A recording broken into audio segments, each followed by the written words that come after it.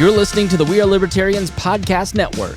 Find all of our shows at wearelibertarians.com. I'd be listening to the mainstream media and just be left frustrated on how they covered these stories. They would completely ignore facts just to promote their own agenda. I said, man, I could do a better job than these fools. I should start my own show. So I did.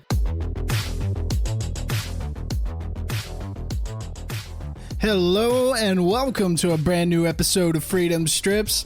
As always, I am your host, Keaton Tucker, and I am joined by the great Matt Bell. He's back again, everybody. Hey-o! Welcome back, my friend. Thank you for coming on. I think this is your third time around? I don't know, man. I'm almost a regular at this point. I think you've made regular status, so we're gonna have to keep this going. I need a T-shirt or something. Feels real good. I'll see if I can get you a mug or something. Yeah, you need a mug thing. Like you need some sort of gimmick. Yeah, like maybe Freedom Strips. Like maybe bacon. You know, like have your own line of bacon. Yeah, there you go. Get some bacon in those Freedom Strips. That seems like a bad idea. I don't know if I should go into the food business. Maybe not. If you send $10, we'll give you 2 pounds of bacon. You need to use it pretty quick, though. We're not refrigerating. 2 pounds of bacon and an AR-15. America. Strips of freedom. But I wanted to bring you on, just one, because I enjoyed talking to you, and two, there was an interesting conversation that we always seem to get into. Don't we? Off air. Yeah. And that involves kind of like different views on foreign policy, and it's a discussion that I've kind of noticed that we keep getting into, and we agree probably on 95% of things. Yeah, we high five a lot. Yeah. And so I thought it would be beneficial, and maybe, I don't know, we'll see if it's fun to listen to, but I thought it'd be beneficial to discuss foreign policy a little bit. Yeah, maybe we're not friends after this. I don't know. Well, you know, that 5% can become a yeah, maybe my fourth monster. time is my final time, you know, like 3 strikes and you're out. Whether it's 3 or 4, I'm not sure, but maybe it's the last time. I don't know. But you're right. We always end up having those conversations off air where I'm like, what do you mean by this? Or I saw your meme. Questions. I have questions. Yeah, I have questions for you, sir. So yeah, I thought it would be fun to get into that a little bit and to discuss where you're coming from, where I'm coming from. I thought it'd be beneficial just for me alone, just to figure out how exactly you're looking at things, because this is something that I think a lot of people don't really focus on is this kind of foreign policy stuff. But first of all, I did want to get into something that we both would probably have fun with. Justin Trudeau, if you haven't seen the news, is man, he's in trouble for blackface, if you can believe it. So Justin Trudeau, there was a photo leaked of him in the, let's see, this was like in the 2001. It wasn't even in the 90s. It was in 2001. He was dressed up as like this, I think it was Aladdin. So he darkened his face and he went the full way. Like he darkened his face, his neck, his arms, his fingers, the whole way. Was Aladdin black? No. See, that's the thing, is that the media was calling it brown face. And I was kind of laughing at that, but I was like, I don't know. Like, this is blackface. Is there a shade where you're too far? Like, Well, see, that's the thing. Like, you're either is Wesley Snipes the only example of like true, just dark black, or like can you go brown? Because this is the thing, is like it's been considered blackface if you just darken your skin at all, right? If you just darken your skin at all, it's blackface. But now they're like, oh no, not blackface. It's brown face. It's it's a shade lighter for Justin Trudeau. We've gotten real wild with that, you know. Like, I think starting out, right, Keaton, we can both agree that blackface came from a very ugly thing. And if you look at some of the original blackface, like what blackface was, and to me it was a terrible thing, right? And so my laughing is in no way condoning that, and I know that's you neither. And so starting out, it's if we're talking about true blackface where you're denigrating another culture and mocking it and belittling it, then that's a totally different thing. But this is kind of one of those things where intent is part of the crime, right? Without intent, it's kind of like, collusion, to take us back there. If you don't intend to collude, you can't commit collusion. You can't accidentally collude, right? Because intent is part of the crime. Right. To me, if somebody's doing blackface to belittle or denigrate another culture, that's terrible. But he dressed up like Aladdin. Yeah. See, but this is the thing: is it's like you got the double standard, right? Like, who was it? Who was the news anchor that got fired for just talk? Oh, it was Megyn Kelly for saying that she did not see why it was a big deal for people to dress up like Diana Ross. Yeah. Well, and that's the thing is she's like, well, she was saying that she wanted to dress up as Diana Ross or something like that. I want to look like her. Because she loved Diana Ross and she was an inspiration to her or something like along those lines.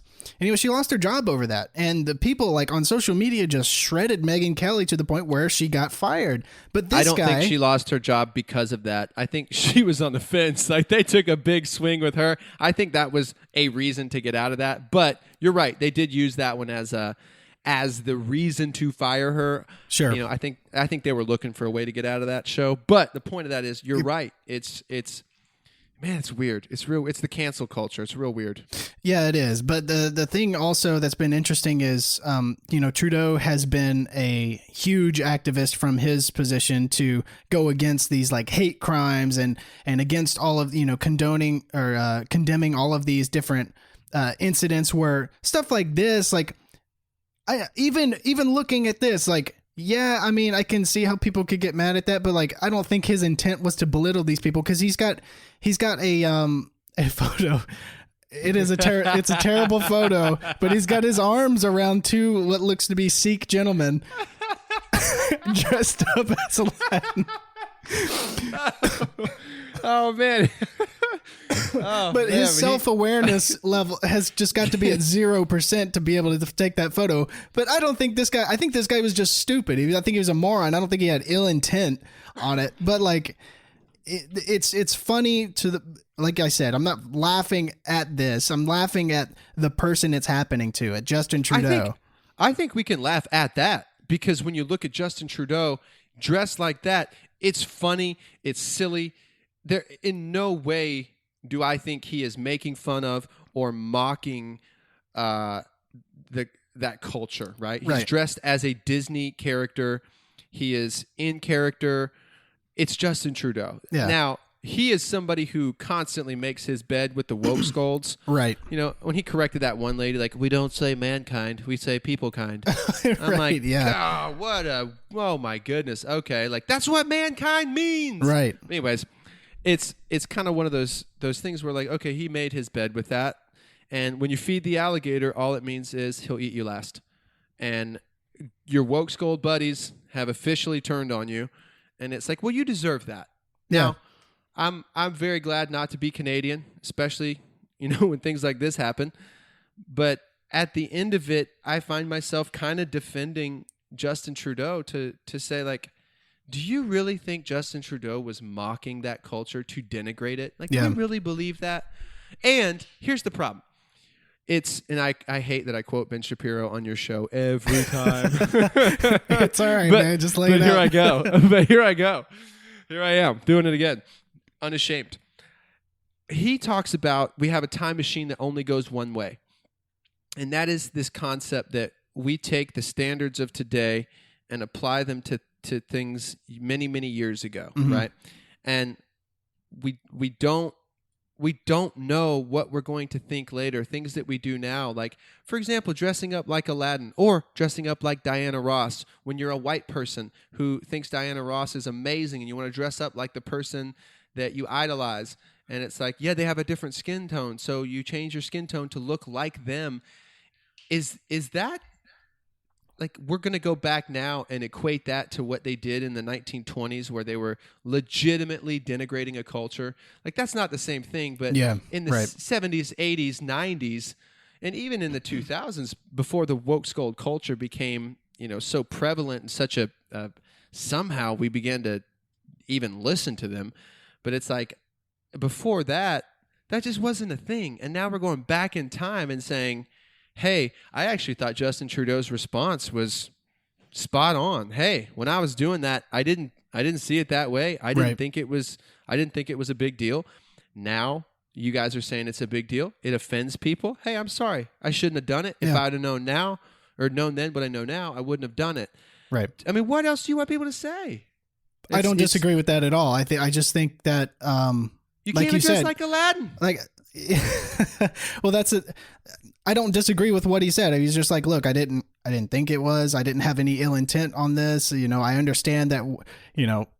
What this culture says now, that this is extremely offensive and everything like that. And I'm sorry. I think it was. I think it might have been Babylon Bee or The Onion, but it was just like breaking news: Canadian apologizes. I saw that. But I mean, I agree with you, and like I have no real problem with this, and I have no problem with his apology. I mean, I think his apology is sincere, but I just laugh at the man that it's happening to. Like you said, he made his bed. Now lie in it. Right. Yeah. And these are your friends, man. These are your people. Yeah. So there's a lot of articles going on about how Justin Trudeau may have just ruined his chances at re-election. Because I think he's mid-campaign or something like that right now. Yeah, what's wild is he ruined his chances for re-election 15 years before re-election. Yeah. These things existed before he was elected the first time. Like, that's the craziest thing. I tell you what, the Ralph Northam thing from Virginia, where he was in blackface with a KKK person. That disappeared, didn't it? Nobody's talking about that anymore. Of course it did. That one seemed way more damaging, right? Right, yeah. He's way in more blackface next to a KKK dude, and then he said it wasn't him, and then he said, well, if it was me, I'm sorry, and then decided, no, it wasn't me. If it was me, I'm sorry. Like, you don't remember that, dude? Of course you remember that. Can they prove that it's me? Yeah? I'm sorry. No, wait, no, they can't. It's probably not me, though. Yeah. It's probably not me, though. Like, if you've ever dressed in blackface, I feel like you would remember, right? Yeah. If you've ever dressed as a KKK member, I feel like you would remember. Like, yeah, I did that. But it's like, he's like, man, if you can prove it's me, I'm sorry. If you can't, it wasn't me. And I'm like, dude, and he kept his job. Like, yeah, okay. and like, right. Do you remember that video? I think this was him as well, talking about how he was a good dancer, and he almost did the moonwalk on stage as he was talking about his scandal, standing next to a KKK. Yes. He's like, do you want me to do the moonwalk? And his wife is like, honey, you're doing a press conference about... Please don't do this. Don't do this. This is the thing that makes me crazy is we act like politicians aren't people. Like, that's not someone's uncle. Like, that's someone's crazy uncle. Yeah. He's the governor of Virginia, yeah. But he's still just a dude. And here's the thing we have to really think about. He's a Democrat. I'm obviously not a fan of his politics. He's for late term and even post-birth abortion. Also known as murder. Yeah, also known as most of the world. Like that. And so I'm obviously very much opposed to the way he sees the world, probably.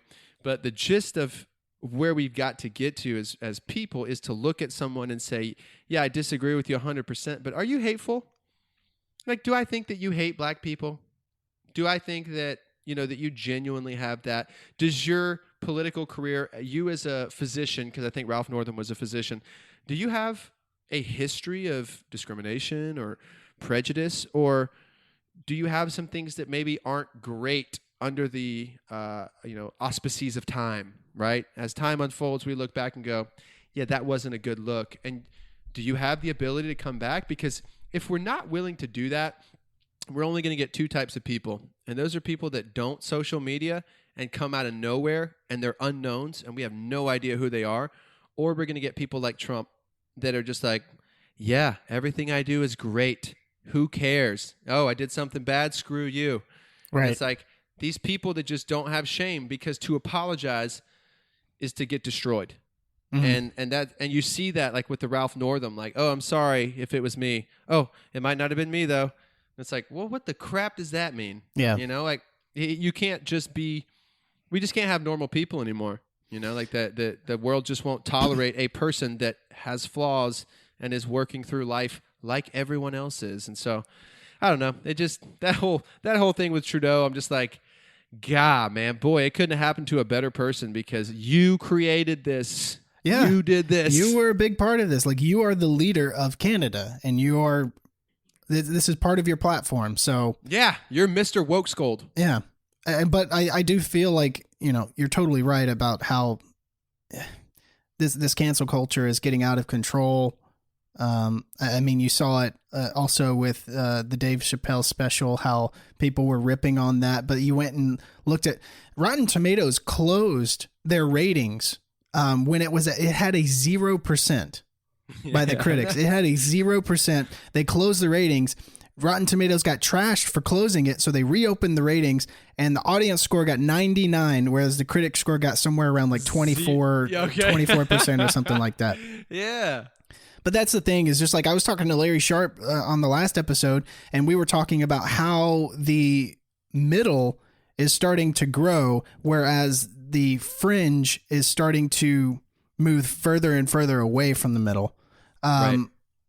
And, you know, that's something that we're seeing not only the repercussions of with something like this, but in politics in general. I mean, it's just like you said, we associate someone's politics with who they are as a person.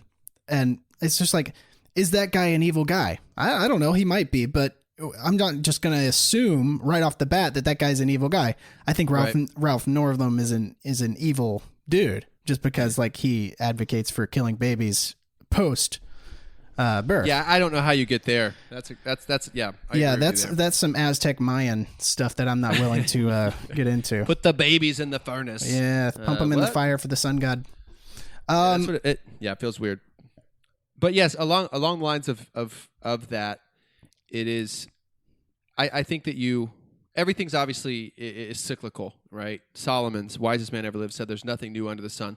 I think we're going to see a pushback to the cancel culture. You're already seeing it with Jimmy Kimmel and Stephen Colbert when they were on the Emmys or whatever. They were making fun of cancel culture. They were making fun of the fact that there is no host. Sarah Silverman was saying that nobody wants to host anything anymore because it doesn't pay enough. They're eating their own. Yeah, and they were like, it just isn't fun anymore. Yeah, and I think I know we can't spend the rest of the night on this, but in my thesis for one of my final papers in feminist theology, I did not know you took that. Yeah, feminist theology. Sure did.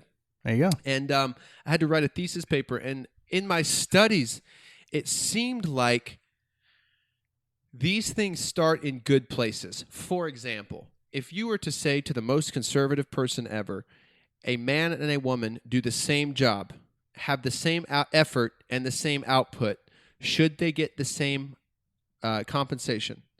We would say, yes, they are entitled to the same compensation. How they negotiate that is their business, but they are entitled to the same compensation.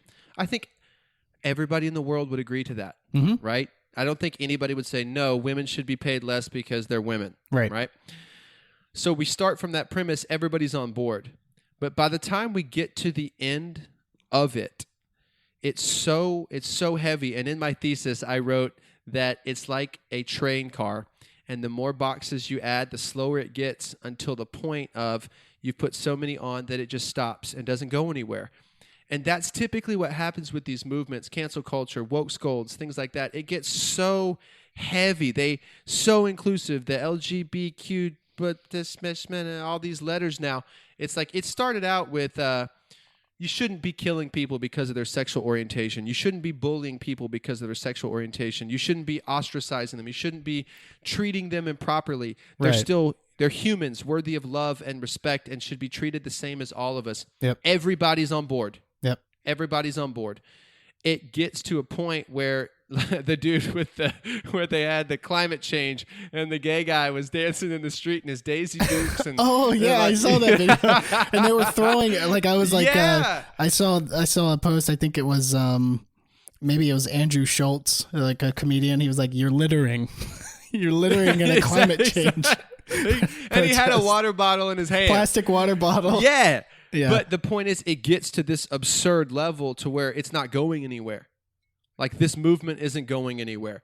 And at the point where you're refusing sound doctrine, you're refusing data, you're refusing facts, it's just not going anywhere. And I think we're reaching the point where cancel culture, woke scolds, things like that, it's just not going anywhere, to the point where comedians, it's not fun anymore. And that's where you're going to see the middle start to grow again, and the fringes are going to get, smaller and smaller, but probably more radical and louder. And they just need to be ignored and not be in the mainstream media. The problem is the middle likes to watch the fringe do crazy stuff. It's entertaining. No, the middle does not like to watch the fringe and the crazy stuff. The corporate media pushes the fringe and the crazy stuff in your face. That's what you see every single day. Apparently, we watch it. I mean, I'm not saying I like to watch it, but I'm saying it. And not many people watch the news anymore. If we weren't clicking on things, they probably wouldn't be. But I think at some point, You're right. I don't click on very many things anymore because I know what clickbait is. But let's be honest, clickbait worked for a good decade. It still works. It still works. It still works, yeah. And so, that until we as consumers change what we consume, that's probably not going to change. I know we're way off Justin Trudeau, but yeah.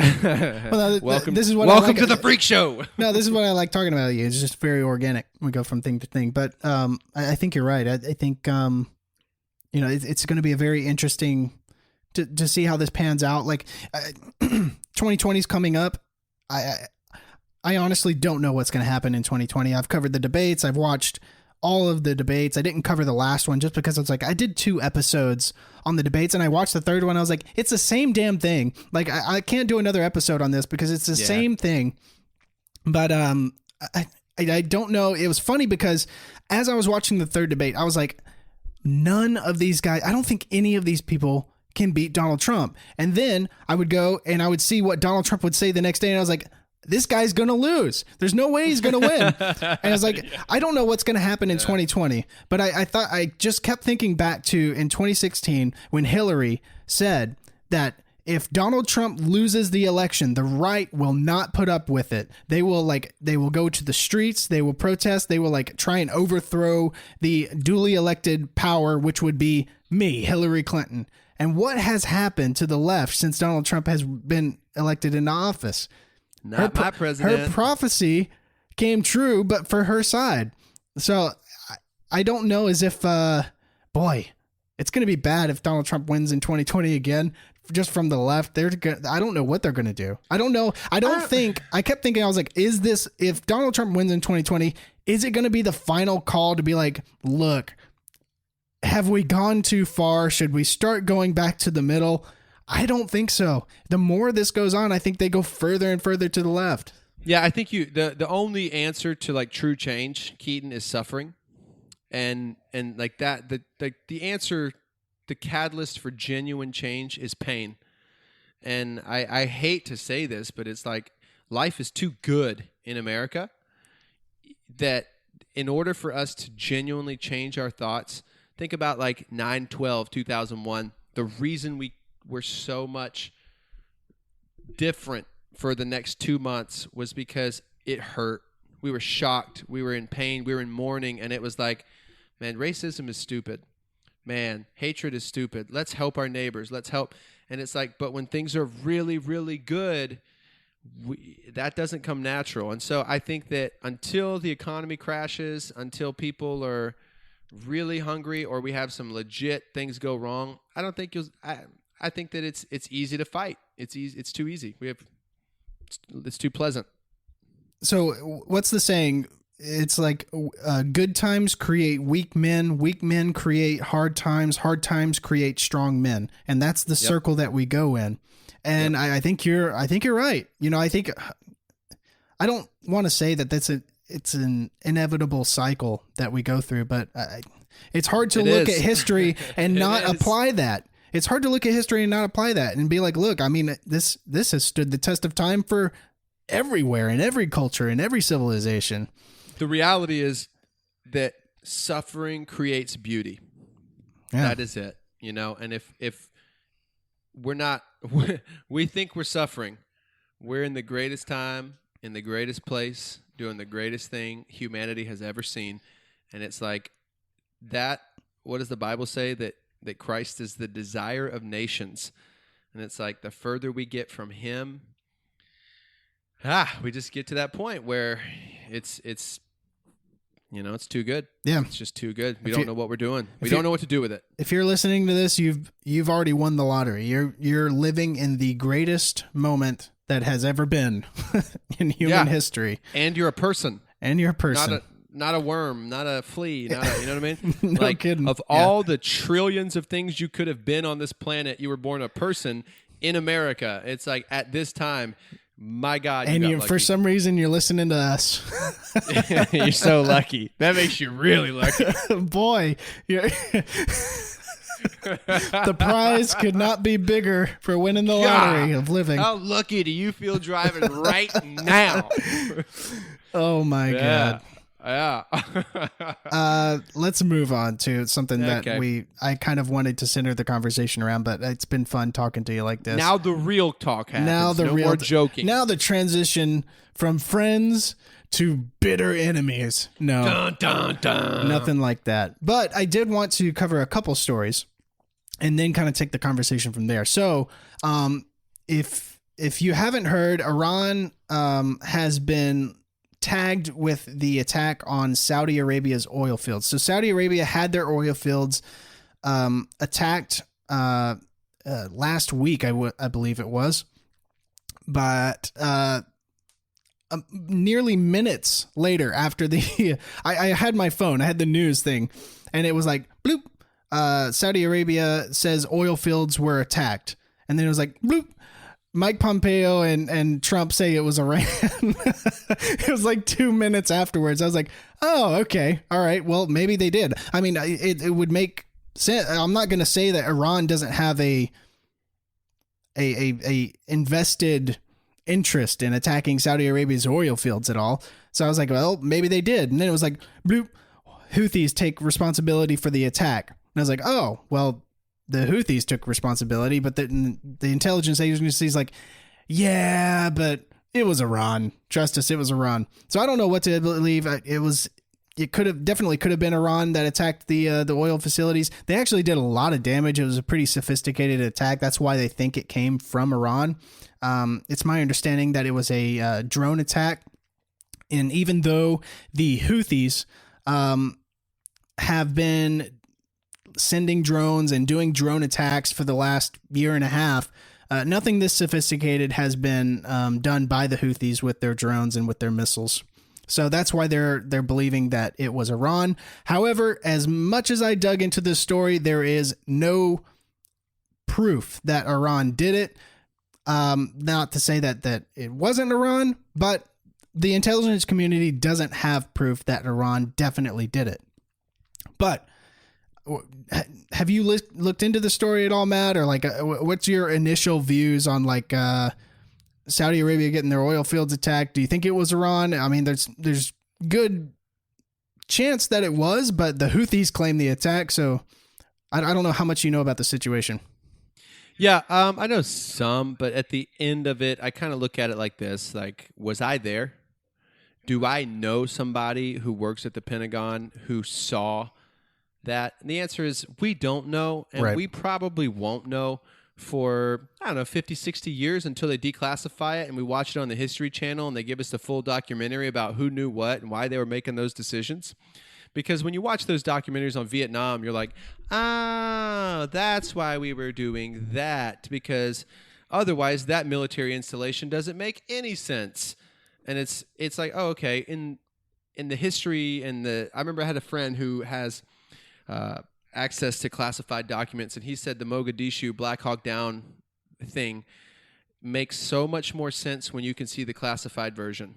He was like, the way that they made the movie, it was okay, but it makes a lot more sense when you read the classified version of what happened. He's like, obviously I can't talk about it, but I've read it. When they declassify it, read it. And I was like, okay, cool. So Something like that happens where Saudi Arabia gets bombed. I'm not obviously a Saudi Arabia fan because of their human rights violation stuff. They've got a handful, at least. They got just a handful few or of those. 2 or 10. Yeah, our cultures are very different. What do I know about Saudi Arabia? Almost nothing. Well, but there's some things. they kind of saw journalists up and place their body parts in bags and drag them out of embassies. But what did that guy do? I don't know. I don't know what he did. Maybe he said that guy's mom was fat. I don't know. What did he say? I don't know. No, the point of it for me is we don't know. And that's why it's so important to have checks and balances in the government. And that's why it's so important to have a democratic republic, is so we have people that are that are in a rotation. Now that's a disadvantage because like China can play the long game because they know they're going to be in power for the next 40, 50 years. And they know Trump's only going to be there another 6 years at best. And so they're able to, kind of play a long game. That's the disadvantage. The advantage is the Saudis have to make a new deal with a whole new people and regime every 4 years. And so the fact that we have been kind of trying to figure out the Iran problem for ever since the 80s, whenever was it the 70s or 80s when they the 60s. Was it the 60s? Okay. Yeah, welcome to the revolution. We installed the Shah in the 60s, I believe, but the revolution happened in the 70s, 80s. That's what I thought, because there's pictures of Iran in the 60s and 70s where you're like, that's really nice. And like Iran was a great place to be until the Islamic Revolution hit. But the point of that is what do I think? Well, it doesn't really matter what I think and who did it. But here's what I do think. I think that we know who did it because we have plants all through the Middle East. And I think that we have capabilities that are classified. I think that we knew who was doing what when they were doing it. Do I think it was at least helped by Iran? Yeah, I do. I have no problem with that. It was very complicated. And here's the thing. We only know that because they're telling us that, right? Like, I wasn't there. It might not even have been complicated. It might have been very simple, and they're like, Iran.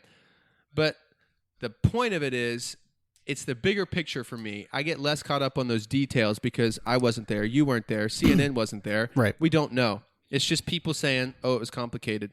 It kind of leads us into the bigger conversation of how we view the world.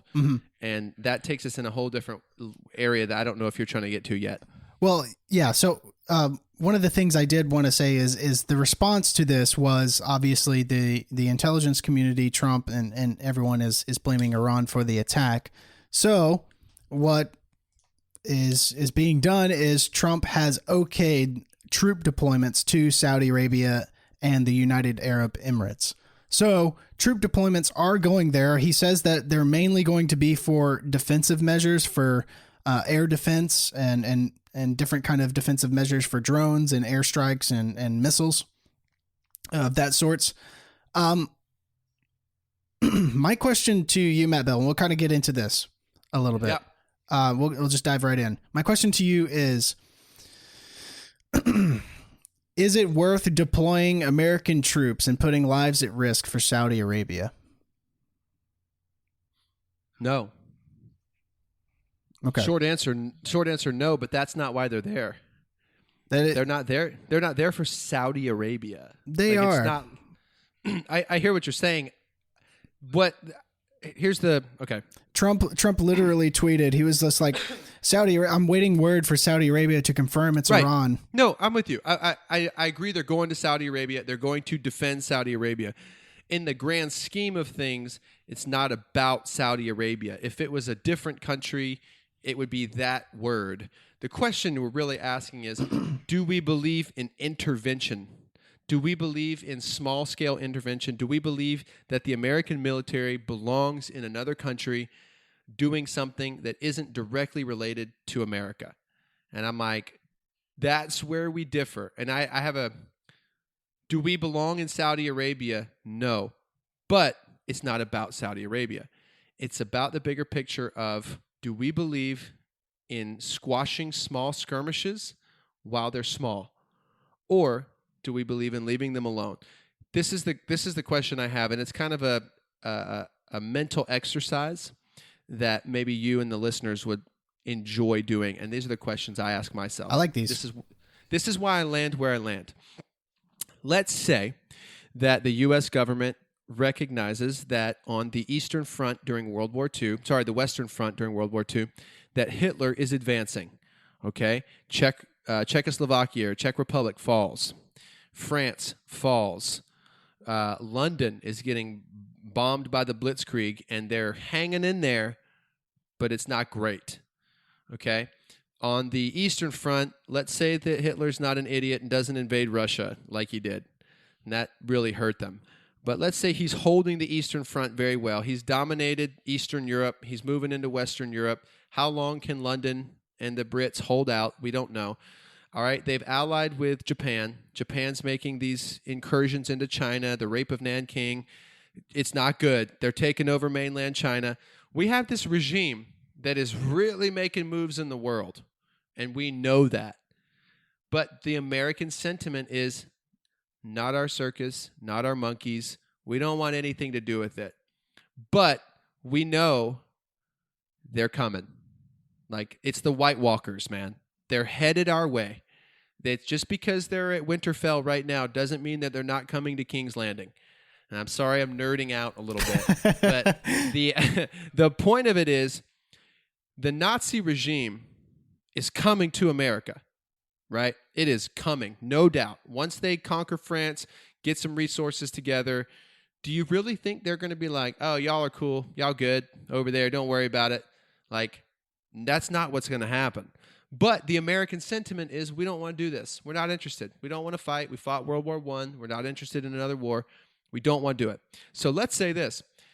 Let's say the U.S. government knows that Pearl Harbor is going to be attacked, but they don't stop it, because they know that they need an inciting moment to invigorate the American public to be on board with taking this fight off of American shores. There's actually some pretty there is some great evidence. There's some compelling evidence that they actually knew that Pearl Harbor was going to be done. That is true. Absolutely, there is. And I'm saying, okay, what if that is the case, right? That the case is they knew, and that they didn't know exactly when, or they weren't complicit in it, but they kind of knew it was going to happen, and let it happen, per se, right? For lack of a better term, they, quote, let it happen, to make sure that the war would not be fought on American soil. What are your thoughts on that premise? The idea of, hey, this is coming to America. If we don't go now, we're going to fight it in Detroit. We're going to fight it in New York City. We're going to fight the Japanese in Los Angeles. We got to go now. So the answer to your question is, however you feel about that, right? How many people have lied to their children to get their children to do what they believe to be ultimately good, right? We've all done it. It's like everybody has deceived a child to get an outcome that is most beneficial. To me, it's not that different to say, listen, if we leave the Middle East alone, like we did with Bill Clinton, like we did with George W. Bush the first, and it's like, other than the Desert Storm, we went in there, we didn't change anything, we just sent them back to Iraq and said, don't invade Kuwait now, and they were like, okay, and they went back to Iraq. We left it alone. We know what decades of non-interventionist thinking will do. Like, we know that. We've seen it. The idea that we can just pull out and be like, y'all have at it, we don't belong here. I'm like, how long do you have? And I think that we play a game where, and this is where you can come at me, I think that we go along with the non-intervention thinking because we don't really want anything to do with war, which is a great quality to have. We don't want anything to do with it, so we leave it alone. That only lasts for so long, because the idea that everybody in the world thinks like we do and wants a democratic republic and wants individual liberty, the fact that we think the rest of the world thinks that way is a fallacy. There are bad actors in the world, and they're going to be dealt with there, or they're going to be dealt with here. Does that mean that we are this great arbiter of perfection? No, not at all. But when Iran is basically begging for money, they're funding terror, and their regime is ideologically opposed to ours, right? Fully opposed to ours. Chants death to America. Do you really think us just leaving them alone? Like, you know what? You're right. We have obviously made you mad. We're going to just go away. Do you think that they're like, okay, cool, well, we'll leave you alone then? Let me ask you a quick question. Do you think the Soviet Union wanted death to America? No, I think they wanted to conquer America. They wanted death to America. Yeah, I think that not chanting death to America, but I think they wanted. It wasn't a religious view that the Soviet Union had, because that's part of communism. There's no religion, but it was a pure domination, killing of America and its foundings and founding communism there. Right. They had 30,000 nukes. We had thousands of nukes as well, more than they did. Right. We talked it out. I think to compare the Axis powers to something that's happening in Iran is a little bit of a stretch, I would say. But look, if you could give me an example of any of the intervention, the small-scale intervention that you said, give me an example of small-scale intervention that we've done in the last 20 years that's had a net positive effect for Americans. Yeah, I would. I think there's. I shudder to say plenty, because obviously you're going to want to be like, okay, well, name 5, right? And it's like, I'm going to struggle to do that. We did not intervene in Venezuela. We did not. We did not intervene in Cuba. No, we just sanctioned them for 50 years. Right, but they were part of the USSR. I'm like, yeah, they wanted the destruction. They were sending dissenters over. They were sending, they were trying to spread communist propaganda. We did not go in and say, here's a full-fledged intervention. We're going to stop you from being communists, right? We did not do that. Well, there was a plan to invade Cuba, and the CIA, the Bay of Pigs, and the CIA tried to overthrow Cuban government. Yep. But I mean full scale. I mean war. Yeah, there was a plan that went to Kennedy's desk that involved a full-scale invasion of Cuba, but since nuclear weapons were on the touch of a fingernail, he planned against it. But the thing that I'm thinking of right now, this idea that a war and intervention in Iran, okay, let me not put words in your mouth here. When you say intervention, you're a fan of intervention. That on its face, I disagree with tremendously, just because of I can give you the history of the last 20 years with the Iraq, the Afghanistan, Libya, Somalia. Okay. So when I say intervention, I don't mean to topple the regime. So like Libya, we went in, toppled the regime. And this idea that getting rid of Gaddafi is going to make the world a better place. No, that is not making it a better place. But this idea of, I don't want to say containment, because that was kind of the Vietnam model of, trying to stop. And if you watch it on the History Channel, it's the whole idea of Vietnam was to stop the spread. Mm-hmm. But the reason Vietnam it's the whole idea of the Cold War. Right. But I don't think taking out Saddam Hussein, that might have been a mistake, right? He was a terrible person, but you don't have a great culture. And that's not me bashing the culture, but they don't want a democratic republic. There are tribes there with all kinds of infighting. So what I am saying, let me not diatribe. What I am saying is, if Iran bombs some ships to draw attention to get more money, I'm okay with shooting their speedboats. I'm okay with bombing their Navy bases and saying, from the places that you launched these attacks, we will retaliate. We're not invading your country. I'm not trying to take over your sovereignty. You're just bankrupting them to death. What I am saying is what you're doing is not okay. And we will Well, it's a oppose it. retaliation to the sanctions. They weren't bombing ships when we didn't have sanctions on them with the Iran nuclear deal. They were complying. When we gave them millions or billions of dollars in cash. Yeah, their money. That was their money. That has been traced to terrorism. Well, there's plenty of our money that's been tied to terrorism as well. But I used to bash Obama in this as well, like before I did some reading on it. But that was Iran's money that was taken from them in the 70s. Okay, so we gave them their reparations for the 70s. That was we're not paying them. It's their money. We seized it. Okay, so we gave them their money back when they complied with the deal. Yeah, when they complied with the deal, we gave them pallets of cash. What did they do with the cash? They invested in their infrastructure.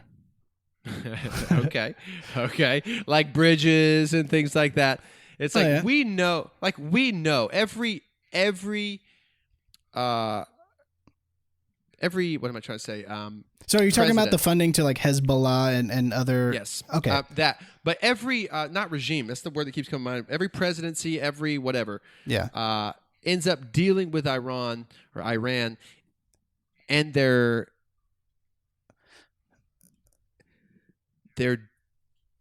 playing on the world stage in a way that is not conducive to the Western thought, right? Their chance to the fact that whenever they bombed 9/11 and people in the streets in Iran, who the Taliban, Al Qaeda, Iran had nothing to do with that, right? But they were in the streets, like we deaf to the infidel. Like Iran was cheering it on in the streets. So this idea that you can leave them alone and give them back their money and be like, here's your $1 billion back that we took in the 70s. We're so sorry. Please be nice. And it's like the idea that they're like, okay, thank you. That's all we wanted. I don't believe that. And let me ask you this, because I feel like I'm just ranting. Do you think that if we were to give them back all their cash, undo all of the sanctions, and say, please don't go nuclear, that they would be like, no problem. We won't go nuclear, and we'll be nice, and we'll never cause any more problems. Good to go. If you're wanting me to defend Iran and say they're not going to do anything wrong, I'm not going to do that. Obviously, I don't trust Iran. I don't trust Hezbollah. I don't trust the United States military either, because look, these are, to answer your question, I don't want Iran to get a nuclear weapon. I think we need to engage in diplomatic talks. What I don't want is a war with Iran. And 80% of American people, related to this Gallup poll here that was taken, 80% of American people don't want military action against Iran. They don't want another war. And right, so we don't want a war. So what I think needs to happen, though, is instead of sanctioning and starving and restricting medical supplies going to the Iranian people, I think what needs to happen is a dialogue needs to happen. I think we need to bring them back to the table, bring them back to a deal. I think Trump leaving the Iran deal and going like, this was the worst deal ever made, completely leaving. And then when Iran is like, okay, you left the deal, we're going to do our own thing now. And they start enriching more uranium. What is their own thing? What is their own thing? Yeah, you say they start doing their own thing. What is that? Yeah, their own self-interest. Start expanding to their own self-interest. Bombing ships in the Straits of Hormuz? After sanctions were put on them. So what does that do? Like what is bombing in the streets of Hormuz? What does that mean? Like what is that? How does that further their interests? Bombing the ships in the Strait of Hormuz? Yeah. Yeah, what that does is say we can cripple the world's oil supply if you don't lift these sanctions. Okay. So it's like an act of war. As sanctions are, yes. Okay. What's for me, I look at it and say, okay, I don't trust the Iranian regime. I don't think Iran is going to whatever. I don't think they're going to do what we would call, quote, the right thing, whatever that is. But it's our ideals. I don't think if you bring them back to the table, I don't think the mullahs are they were complying completely with the nuclear deal that was in place. A unless you count the fact that they did not allow the inspectors to have free reign to go check out the centrifuges, then yes, of course they were. The centrifuge. Other than like, don't go in that closet, but everything else is good. The fact that the nuclear deal gave far more visibility into their nuclear program than America has ever had and the UN has ever had in history. But they refused to let people. They wouldn't even let certain. They wouldn't let The inspectors. United States wouldn't do that. Of course not. No, that's what I'm saying. So the point of it is this: if you think that, if your view of the world is we should treat everybody, their philosophy is to be as respected as our philosophy, then I say, okay, that's how you see the world. I don't see it that way.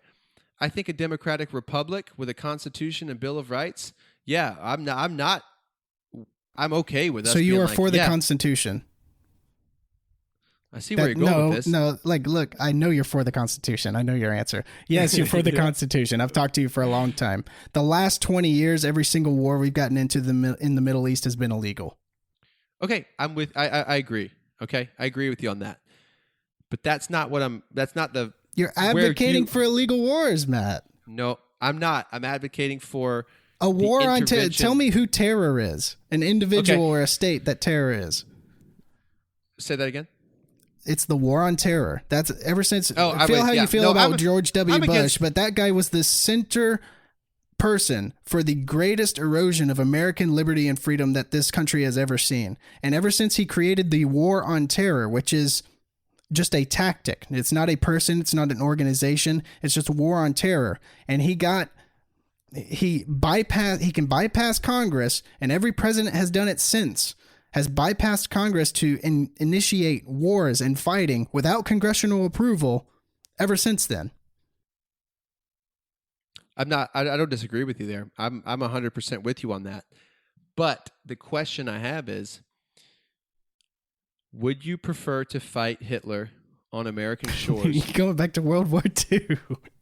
But truly, I'm asking you because at that point, if you're non-interventionist and you're like, look, dude, I'm not look, if you're wanting me to say that I wouldn't fight Hitler in World War II, yes, I would fight Hitler in World War II. They got congressional approval for that war, by the way. Because of Pearl Harbor. Well, yes, but the American people said yes. The American people are saying no right now. After Pearl Harbor. So do we wait for Iran to bomb a U.S. target before we do anything? Is that the... Because what we're asking is this... don't get frustrated with me. When is force acceptable in a Keaton regime? When is force acceptable? Yes. When you violate the non-aggression principle. Okay. So, no sanctions. Correct. That's an act of war. Okay. So, no sanctions. I agree. That is a financial siege. You're right. Okay. I would be okay with maybe some less sanctions. Ease the sanctions and let's see what happens. I'm okay with that. Bring them to the table, get a dialogue going. Bring them to the table, get a dialogue going. Do you think that you're the first person to think that? No. Of course not. Do you think you're the first person to try that? With Iran? Yes. No. Do you think you're the second Obama person did to it. try that? Surprisingly enough. Okay. Do you think you're the third person to try that? Fourth person? Well, fifth no. person? Sixth person? The point I'm making is not to be obnoxious, but is to say, I think in the world there are bad actors. I think in the world there are liars. Of course. I think in the world there are people that have no intention of complying, but have every intention of keeping power and gaining more. And they're people that deserve none. And in that way,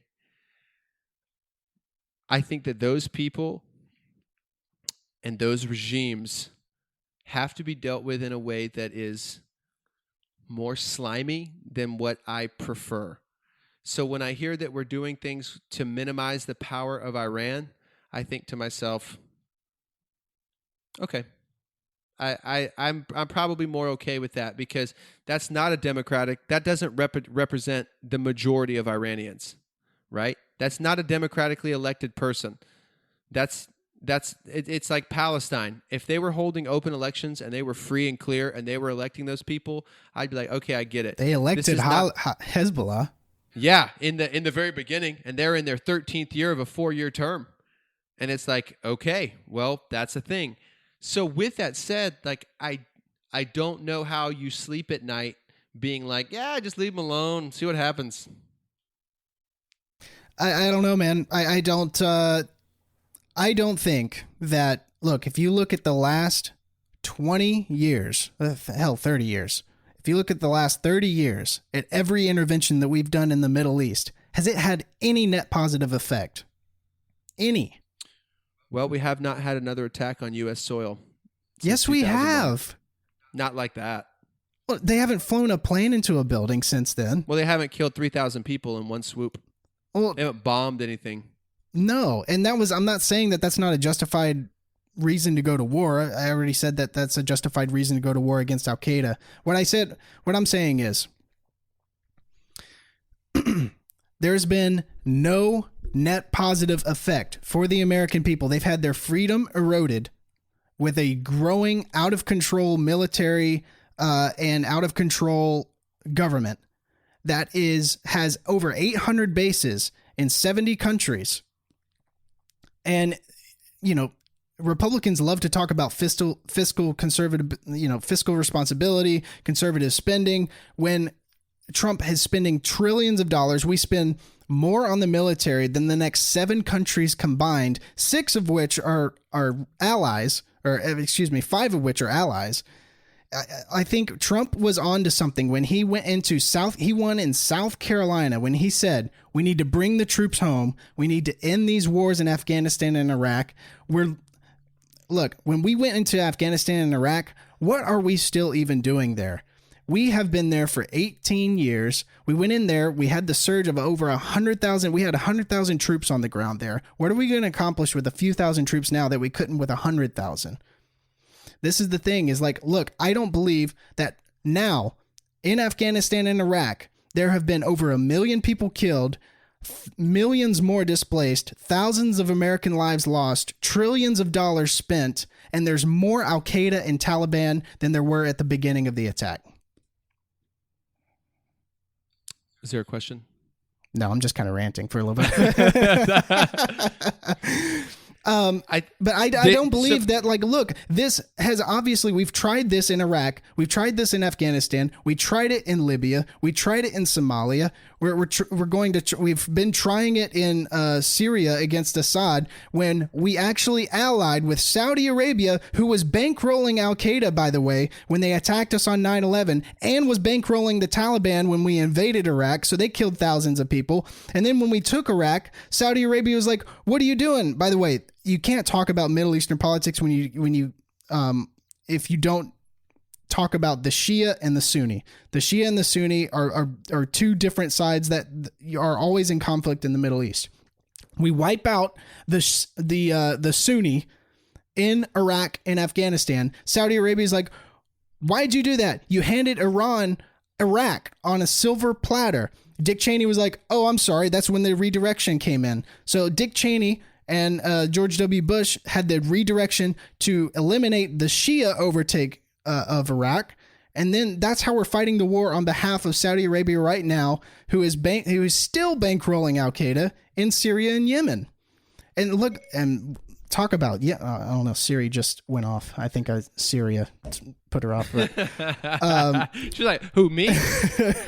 But like, when you look at the disasters that are happening in Yemen, when we're funding Saudi Arabia in a legitimate genocide in Yemen, we've completely blockaded the region. They can't get medical supplies. Saudi Arabia is targeting water treatment plants, and they've had the greatest outbreak in cholera in the history of the world. There's never been a cholera outbreak worse than that. And I don't see our intervention in the Middle East as a net positive for not only Americans, but for the people that we claim to help. Yeah, no, I don't disagree with any of the stuff that you just said. I do think that it is probably historically better when there is infighting and instability in those regions, because when we leave it alone and one place gets one particular regime or state or whatever gets more and more power, they get stronger and stronger.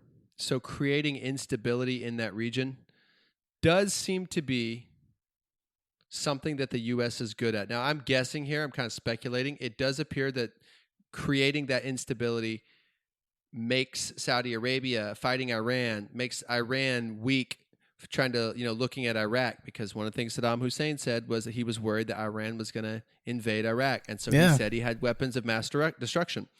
And so like that whole area staying completely disheveled seems to be in America's interest, to say that place has got a lot of crazy infighting going on. What can 2,000 people do that 100,000 people can't do? I don't think the objective is the same. I think we thought maybe we can create a democracy there. Like, right, give them the old America 1.0. And it's like that's not what they want. That's not who they are. That's not how they get down. Right. And once we know that, that's okay. The primary factor is this for me. You and I disagree in the sense that I think if you leave the Middle East alone, it doesn't get better. I'm not arguing that it will get better.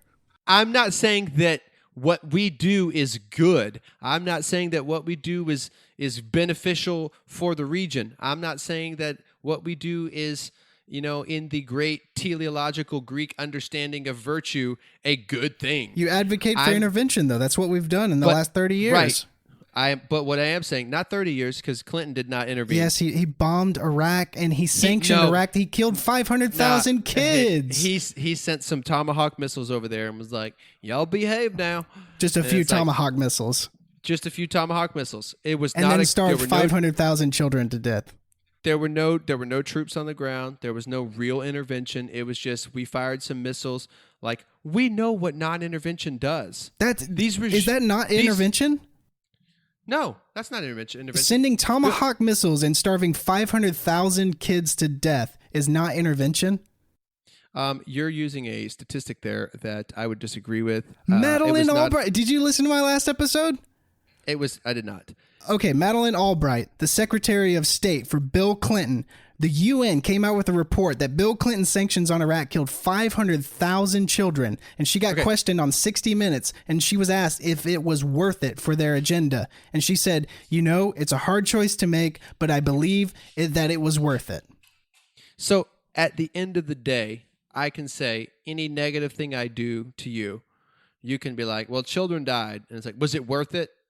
Well, that's what the crap you're supposed to do with that. Right? Like, oh, kids died, so that's the ultimate. It's like it is. 500,000 kids.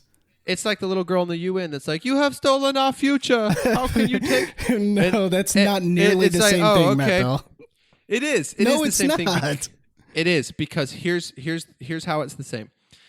When you make those decisions to say, this country's doing something, and they throw some sanctions on some people, right? They throw sanctions on Iraq for doing things that are terrible, whether it's gassing their own people. It's like saying, hey, we're not going to do trade with you if you're going to gas your own people. You're gassing the crap out of the Kurds, so we're not going to allow you to have this kind of free trade like a country that's not gassing its own people. And it's like, well, children died because of those sanctions. And it's like, well, was it worth it? And it's like, what, was I supposed to do nothing? Was I supposed to just let that country do its own thing? Because you're saying, yeah, just keep giving them money, even if we know that they're spending that profit on weapons to murder people in their own country. I could come back and say, well, by not doing those sanctions, Keaton, they killed 500,000 Kurdish children. Was it worth it? Was your non-intervention worth it? And you'd be like, well, what? That's find me a statistic that Saddam Hussein killed over 500,000 children in a couple years. How many Kurds did he kill? I don't know how many Kurds he killed. Let's look it up. Let's look it up, man. Look, I don't agree with defending the idea of, look, if we didn't do those sanctions, and 500,000 children died, but look, this was a bad guy and we needed to get him out. Like, I don't agree with that. Look, I think that I'm not defending someone like Saddam Hussein. I think he was a brutal dictator to his own people. I know he did kill his own people. So did, what do you got? Around 200,000. 182,000. Cool. Around 182,000. So which number is greater than 200,000 again? Well, we could throw numbers out all we want, but we stopped that. By killing 500,000 kids? We did not kill them. Our sanctions, yes, they starved to death. Okay. Whenever they sanction people, they will provide humanitarian aid. When the regime Not with those denies sanctions. that, In fact, Donald Trump's sanctions on Iraq, Keaton, on the Iran. UN will. What? At this point, we're kind of talking about stuff that we don't possibly know because the UN is supposed to provide humanitarian aid in times of sanctions. Correct. There are supposed to be channels for specifically for humanitarian aid. But it is a well-known thing. Think Black Hawk Down Mogadishu. That the lords do not allow that to get to the people because they don't want those people being able to survive. They want the sanctions to show, like, you guys killed all these people. So you don't think that it's within the American, the possibility that the American government blocked those channels? Anything's possible, obviously. They're doing it in Iran right now. Okay, so they're the blocking question is humanitarian channels to Iran. Okay, I'm not engaging in that. What I am asking you is this. If Saddam Hussein is killing 182,000 of his own people, gassing men, women, and children, and you put sanctions on them and say, you cannot do that, and he refuses to stop doing that, accepts the sanctions, and passes that suffering on to his people, that's America's problem. That's our fault. What would you say? Just let him keep killing the Kurds? I don't think, look, I think it's terrible what's happened to the Kurds, but I don't believe that it should be our involvement to get into there and cause something that would cause 500,000 children to die. Right. So you're saying leave it alone. Yes. So in the middle of his killing, we sanctioned him and stopped him, and he passed that suffering on to his own people, right? He was living in gold palaces and all that stuff. Like, yeah, he had the... Tell me what that sanctions did to get Saddam Hussein out of power. The same thing. No, it didn't stop anything. Look, we sanctioned Cuba for 50 years. Castro was in power for 50 years. We're sanctioning Iran now. We sanctioned Iraq. Saddam Hussein was still in there until we invaded his country. The goal of sanctions is obviously to turn the will of the people against their rulers. Correct, by starving them. Yeah. Well, by making life difficult, yeah. Yes, so it's not targeting the military individuals specifically. It's targeting the civilian population. That's evil. It 100% is. No, it 100% is. The thing is... So to save the civilian population, you target the civilian population. With the idea of Saddam Hussein killing his own people, and that's cool. But if we sanction him and he allows his own people to die, that's somehow more morally reprehensible than when he was gassing his own people because we had some sort of thing with it. I don't understand how it's more morally acceptable to watch him kill his own people than to sanction his economy and then he kills his own people as well, but less directly. How is that morally better? I struggle to put that together. It's morally better because our involvement got 500,000 children more died because of that. Okay. So I disagree. At that point, it's on him that he's killing his own people. That's terrible. I'm not agreeing with it. So do we go to war? Do we not do sanctions? Do we just put troops on the ground? No. We don't do anything. No. We say, good luck, What boys. are they doing to us? I know it's terrible what they're doing to their own people. Well, what are they doing to us? See, I would disagree there. I would say Then you are a fan of big government. Not a fan of big government. You are. You have to advocate for a large military power and a large government to be the policeman of the world. If every bad guy in the world, and there's going to be a shit ton of bad guys in the world, if you're going to advocate for military action against every bad player in the world, you advocate for a large government and for large taxes on the civilian population. There's no way around that. What percentage of our taxes go to government and what percentage go to handouts? Dude, there's if you're asking me what percentage of my taxes go to handouts and what percentage of the taxes go to... what goes to social entitlements and what goes to military spending, a very small goes... We have the giant... Not a very small section goes to the military. No. If I said I can reduce your taxes by 70%, would you say, wow, that's a pretty big reduction? Yeah. If we just got rid of handouts, 70% of our taxes go over 70% go to handouts, go to social entitlement handouts. It's not like we spend the astronomical high amount. We spend more than most of the world. Absolutely we do. But the fact of the matter is this: our military and our ideals are better.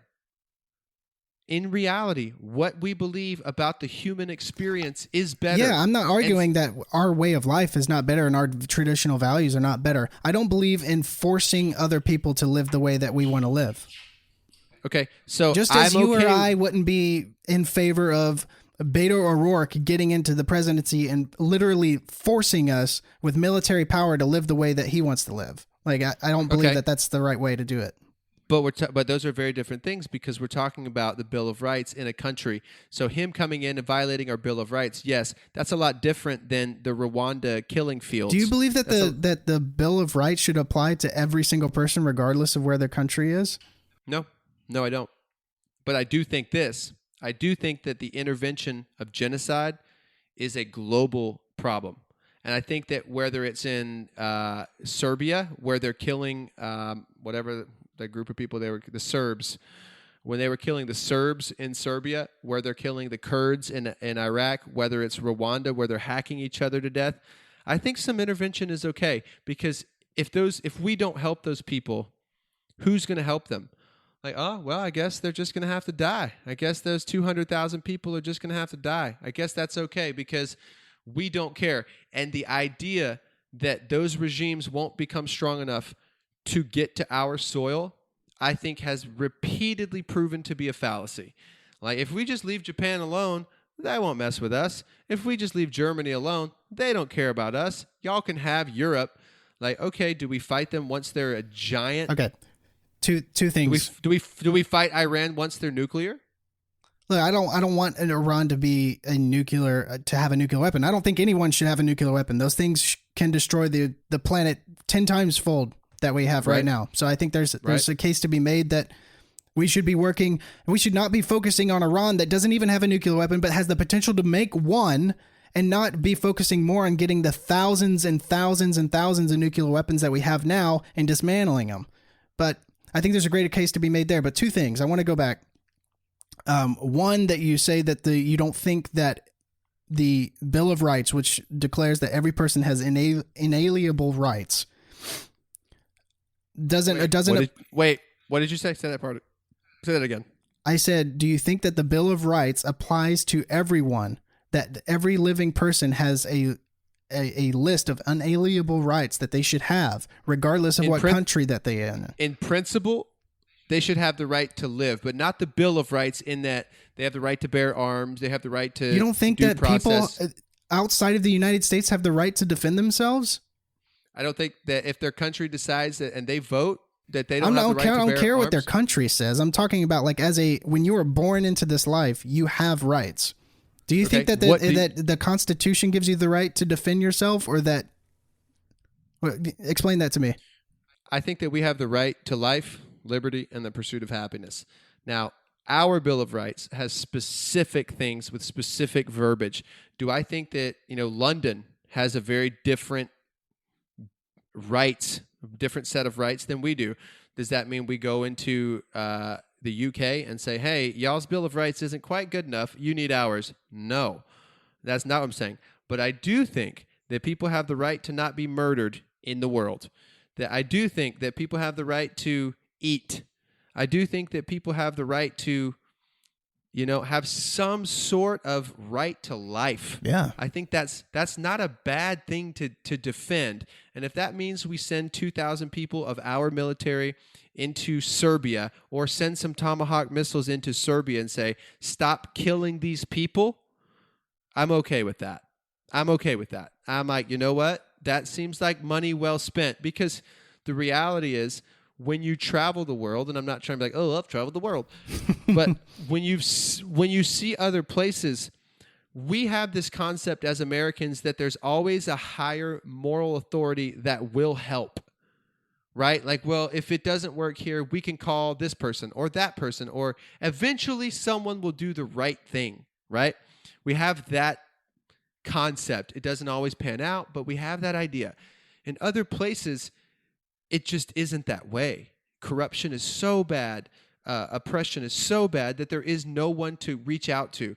The idea that a government could go on horseback and hack its people down with swords and we know about it and not do anything, that's not a country situation. That's a humanity situation. And the way I see it is, if America is as blessed and as good as our ideals are, the least we can do is stop people from being murdered. Like we can probably stop genocides and we'll be okay. We're a little off topic as far as the Middle East and intervention goes. At my principle, I'm okay with some smaller skirmishes, not another Iraq war, not another Afghanistan. Those were silly and I think misappropriated and wrong and illegal. I'm with you on all that. But when it comes to telling Iran to back off, maybe the sanctions should be a little easier. I don't know. But the point is, if we are involved, I'm okay with that because I know that one of Iran's goals is to wipe Israel off the map. Do you think they could do that? I think if they could, they would. I think if we leave them alone, they could. Really? Yeah, I do. So, I mean, I don't believe that at all, but Israel... All they need is one nuke. You said if they get one, all they need is one. They would shoot that out of the sky immediately and then glass... Israel has hundreds of nuclear bombs. They would glass Iran before that missile even got to anywhere close to Israel. Maybe. So what we're saying is, fingers crossed, hope you shoot that nuke down. Otherwise, your entire nation is over because the nation, one country over... Do you think it's in Iran's best interest to nuke Israel? Do you think Iran would exist after doing something like that? So the point here is, now you're saying they wouldn't do what they said they want to do. That's not in their best interest. I'm like, Keaton, they're saying they want to do it. Their goal is to wipe Israel off the map. And you're like, and they're obviously trying to get a nuclear weapon. And you're like, yeah, but they wouldn't really do that. And that's I think we should keep them from doing that. That's where we ultimately disagree. Is I'm like, no, I think they would do that because they've invaded before, and we took their property, and we took, in the 7 Days War. That's a real thing. They definitely did try to wipe Israel off the map. So would they try again? Probably. And let me ask you this: what is your solution for that? So I'm a little cloudy on the Israel-Palestine stuff. Well, how about this? When a country says to another country, we don't recognize you as a people and we want to kill you. Yeah, I would say that's that's a dangerous thing to be saying. What is our role? Is it to say like, hey, that's not really our business, man? I think we should negotiate talks between the two. Yes, I think that is our role. I think we should do everything that we can to avoid a conflict between those two. But look, like I said, I don't know too much about the Israel-Palestine stuff. I know that there's cases to be made. I've heard cases on both sides. I think it's somewhere in the middle. But the 7 Day War, to my understanding, was started because Israel started to climb outside of its 1967 boundaries the boundaries that were drawn in the not the 1967, but the boundaries that were drawn after World War II. They started to expand outside of those, and that's when those countries started to wrongly. That's when all 7 countries decided to not declare war, but spontaneously just attack a nation and try to destroy it. Well, none of them attacked. Israel attacked first. That's what happened in the 7 Day War. Okay. Do you believe? I don't think I'm lying on that. Israel struck first. It was a preemptive strike on Egypt, to my understanding. But look, I don't know as if we disagree as much. Well, I think we do disagree on a lot of things here, but I don't think we disagree as much as we think we do. I think we both don't want Iran to get a nuclear bomb. I think we both don't want war with Iran, even though it's kind of weird that you're saying that, even though you're for intervention in the Middle East. But I just think we have different ways of going about making sure that Iran doesn't get this nuclear bomb. I think that Iran was complying when we had the nuclear nuclear deal under Obama. When Trump left, that's when things started to spiral out of control because Iran was like, look, if the U.S. left, we're not applying any of the practices to this either. They still complied for a while, but eventually they were like, yeah, we're going to go over our enrichment limits. But I don't think we disagree on that much on the issue. No, I agree. I think you're right. I think at the end of it, the principle of, I think if we leave it alone, it's dangerous. I think if we're involved, it's dangerous. I think if we're involved, it's less dangerous than when we're not involved. I don't think there's an answer that we both like, yeah, we did this and that's a good thing. I don't think there's a lot of good thing to come from conflict. But I don't believe at the core of me that if we just left the Middle East alone, it would get better. And I know you don't either. But you believe in, like, the thing that you've repeated is, I want to bring them back to the table and talk. And I'm like, we've been doing that for 100 years. We haven't, though. Right? Okay. Well, agree to disagree. But the idea well, let me ask you this real quick before you can, I know you're in the middle of trying to make a point, but let me just ask you this real quick. Do you think that, let me ask you this. 9/11 is the center of all of this, right? We don't want another 9/11 to happen. Everyone can agree that we don't want another 9/11 to happen. Are you aware of the fact? Are you aware of the reasons that they have committed the attacks on 9/11? Which reasons are you talking about? You talking about their Osama bin Laden's listed reasons for why he conducted the attack on 9/11? Vaguely, but it's been a while. Okay, let me tell you one of them.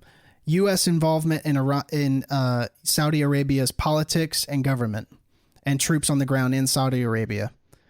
The other, the sanctions that Bill Clinton put on Iraq that killed 500,000 children. Others, Russian atrocities against Muslims.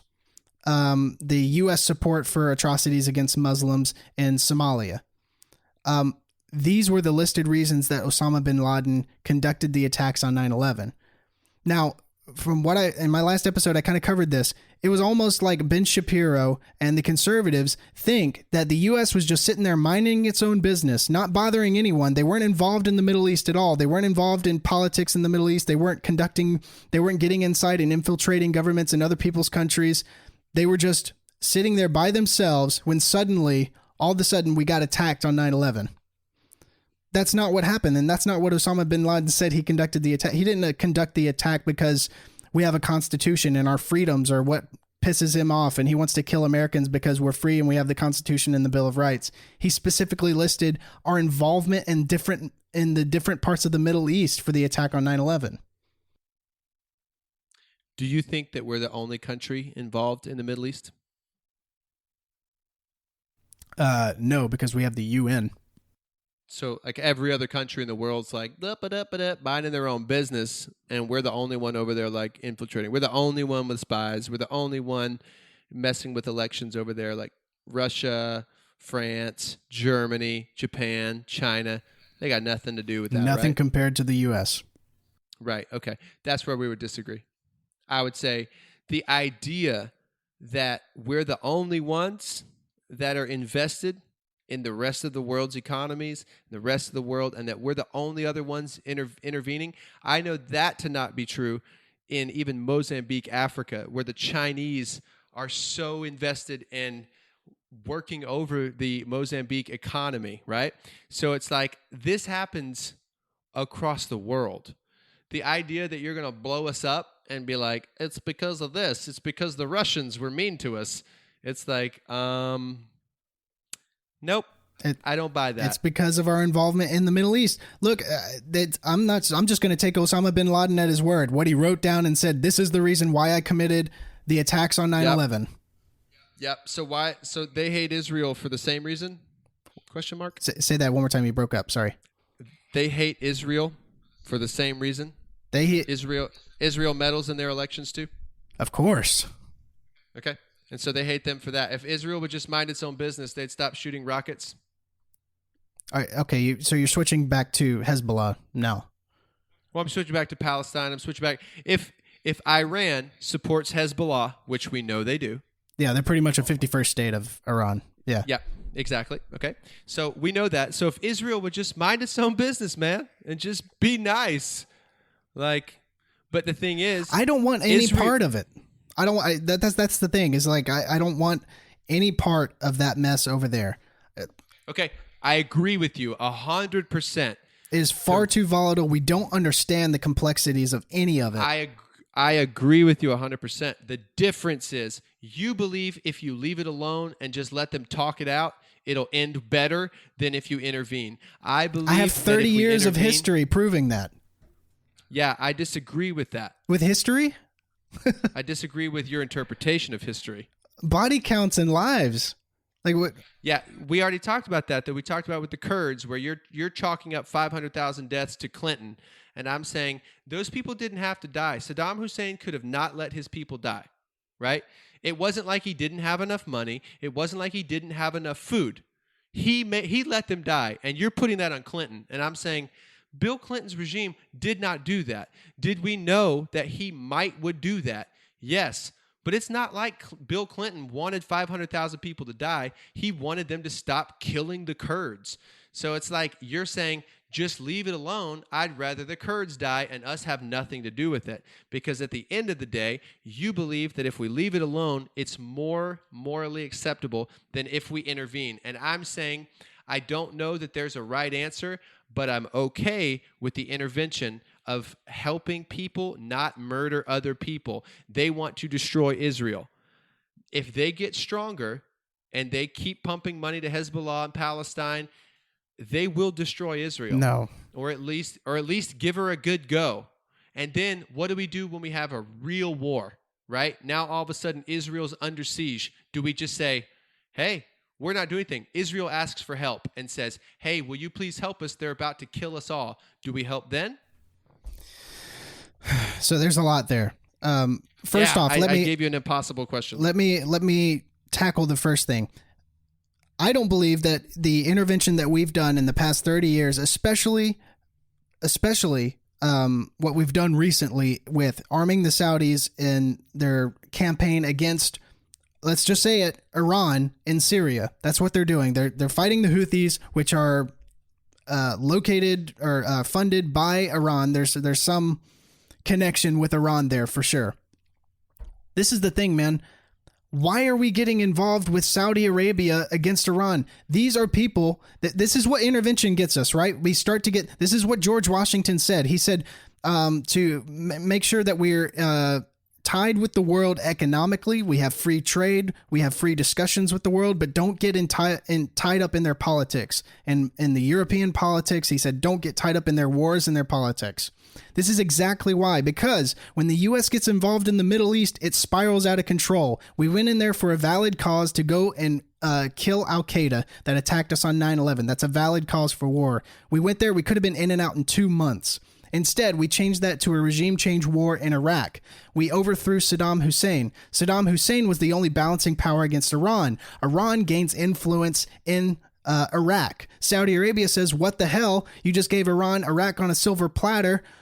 This is not good. You just tilted the balance to the Shia, and the Sunni are in the minority now. Dick Cheney says, yeah, I'm sorry. Let's fight a war against the Shia overtake of Iraq. And so we do the resurgence into Iraq. We fight that war on behalf of Saudi Arabia while they're bankrolling Al-Qaeda still. And then we go and we fight on this side of Al-Qaeda in Syria. We're fighting on the side of Al-Qaeda, the people who attacked us on 9/11, with Saudi Arabia, the people who commit, as you said earlier in the show, human atrocities. They chop up, they take a bone saw to journalists. These are people that crucify people in the streets still. This is something that U.S. intervention has done this. U.S. intervention has, the U.S. shouldn't be involved in bombing and starving children in Yemen. We should not be selling arms and funding the campaign in Yemen or any of these wars. This shouldn't be on like our hands shouldn't be stained with it. You had a lot of flashpoints there that I would agree with the outcomes of. Like, yeah, that wasn't a great decision to overthrow Saddam Hussein. In his own words, he misled the international community because he didn't think that the U.S. would actually invade, right? So there's a lot of, it's a poop storm, right? It's nobody sees clearly and the whole thing stinks. But the principle of this, I don't want another war. I don't want a regime change. But the idea of containment, the idea of having troops on the ground, the idea of not letting one group get too strong, the idea of crippling regimes to where you slow them down, the idea of resistance, making flagging ships and making sure they're safe. Those types of things, I think, makes the world a safer place. Now, I'm not going to advocate for Afghanistan. I'm not going to advocate for regime change. I'm not going to do any of that. The Middle East is they just don't think like Western thought. Right, they and we shouldn't overthrow them. And we've tried forcing the Western culture and Western way of life on it, and it just doesn't work. The crux of our difference is this: you believe it is more beneficial to get out and leave them alone. Correct. I believe it is more beneficial to be active early. And that is where we differ. I'm not saying that the outcome is good. I'm not saying that it is better. I think it would probably be better for 10 years to 15 years with your philosophy. We would get out. We would leave everybody alone. Y'all have at it. Have a good time. I think then when they attacked Israel and Israel said, please help, now we have to figure out, are we going to be friends with the genocidal Iranians in Palestine? Or are we going to be friends with Israel? Or are we just going to be like, you know what? We don't have anything to do with this. And then France gets involved. Well, we are going to be involved in this. And it's like now we're getting dragged back into a world war where everybody's trying to figure out what we're supposed to do versus let's just be involved the whole time. It sucks. It's terrible. It's not great, but it creates a safer America. Now, this idea that Osama bin Laden's like, I bombed you because of this, this, and this. And it's like, okay, I don't buy it. I just don't. If so, he would be bombing the Russians, which I understand. There's terrorism in Russia, and I get that. But everybody that I've talked to that spent time over there is like, we shouldn't be there. They don't want us there, and they don't think like us, right? They're nothing like us. And I'm like, I get it. We should not be trying to make them like us, but we should also be making sure that not one country that wants to murder another country gets too powerful. And I'm okay with some intervention, not a war, but I'm okay with some retaliatory strikes, and I'm okay with some military buildup installations, even if it's with the Saudis, who I'm not a huge fan of, to create economic stability for the world and to say, Iran, you cannot do that. Like the only thing stopping Iran from being back into good graces is to say, you can view all of our centrifuge sites and stop the human atrocities. That's it, right? But they won't do it because they want to have power over their own people. They can't show weakness to America because they might be overthrown. Well, of course. Yeah, look what happened to Libya. They gave up their nuclear weapons, and look what happened to Gaddafi. And so that shows you this is about power. This is right. Why would you want to? I mean, look, I think we should do everything we can to stop them from getting a nuclear weapon. But honestly, can you blame them for wanting to get a nuclear weapon? Yes. How? Like, if you are a country who is surrounded, if it were the United States and we were surrounded by who? By the United States. Sorry, if you were a country surrounded by what? Oh, sorry. I'm sorry. If you were a country if the United States was surrounded by China and China had 100 bases around the United States borders and they were like, but you can't have a nuclear weapon. We're like, but then you just stomp all over us and you could do whatever you want to us. Yeah, but you're presuming that that country is the United States with those ideals. We don't have 100 bases around Denmark. We don't have 100 bases around Finland. We don't have 100 bases around China. We don't have 100 bases around anybody other than the Middle East and Iran. Why? Because we know what they've done in the past. You see what I'm saying? Like, this isn't, we didn't just be like, you know what would be great? The Middle East. You're Like, right. let's You're go right. We there. don't have 100 bases around China. We have 800 across the world. Yeah. Yeah. That's how you stop a world war. That's what happens after a world war. One person that's how becomes the all-powerful. That's how you stop a world war, because at the end of it, I believe that that the world is better with a strong America. Because when we weren't there, and I know that's the Hitler thing, but that is what gave you Hitler. We did not want anything to do with war or intervention, and we said, y'all figure it out. France fell, Poland fell, Britain was about to fall. Wait a minute, Like are you saying like the U.S. not getting involved in the war early was directly responsible for Hitler? No, I'm saying that Hitler took advantage of the fact that the U.S. was not involved. If the U.S. had sent troops to France and said, no, we're defending France to the very end, France would not have fallen. You'd have pushed the regime back into Germany and contained it. That's exactly what we do. That's what intervention is. The idea that you can just be like, man, I really hope this works out well. It's like, no, it can go really, really bad. And you can have, instead of, one person dying is a terrible thing. But you can have, instead of 180,000 Kurds, you can have millions and millions of people killed in a giant war because you waited. You waited to get involved. And it's like, really, the U.S. probably should have been involved very early on in World War II with any aggression. And that's where we got the, these pacts and all that. Well, sure. Yeah. I mean, that's why I believe in some intervention. But the problem is this, Keaton, I don't know how much. I don't know how much is the right answer. I don't know how little is the right answer. I have no idea. And the problem is nobody really does. I wish I could believe what you believed.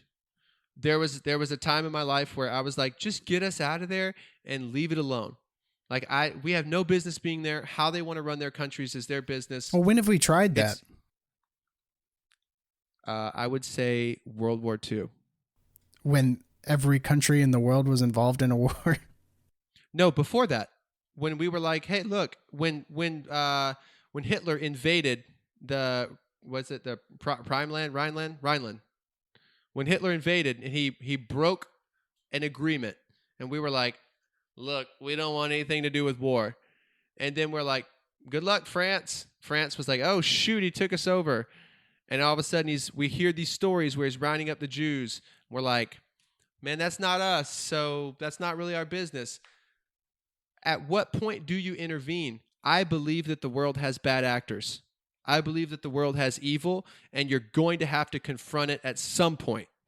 Do we always do it right? No. How much intervention is enough? I don't know.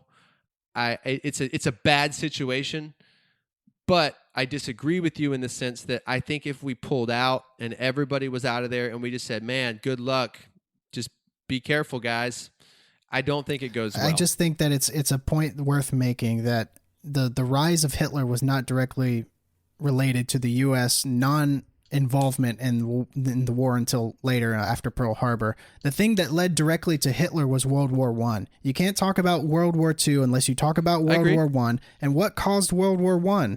Everyone had a treaty and a pact with each other. So as soon as two countries that shouldn't be involved in world at all, two small countries get involved in a war, it spirals out of control because, we have to jump to the aid of this country. And, we have to jump to the aid of this country. And all of a sudden you have a world war that tears the world in shambles and lays the groundwork for someone like Hitler to come into power.